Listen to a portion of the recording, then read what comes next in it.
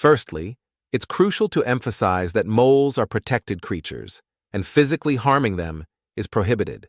As carnivores, they primarily consume earthworms and insects, earning them a spot on the endangered vertebrate species list.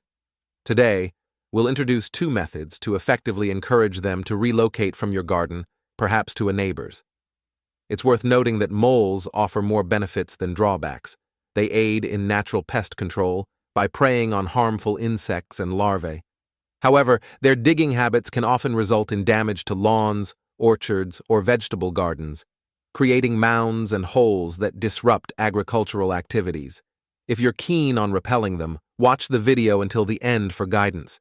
Begin by taking any plastic bottle and piercing a hole in the bottom. Then, mark and cut 3 wide windows, making use of small scissors with a sharp tip for ease.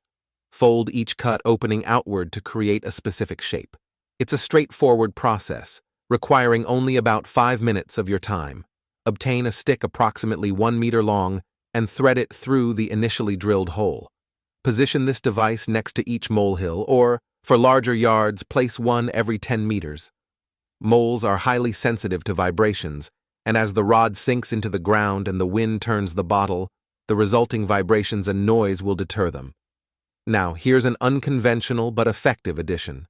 Moles find the scent of cats and dogs intolerable. Simply collect cat or dog waste and scatter it around the molehill, or push balls of dog hair into their tunnels. The combined scent of dogs and the vibrations from the device will prompt the moles to vacate your garden. We hope this information proves helpful.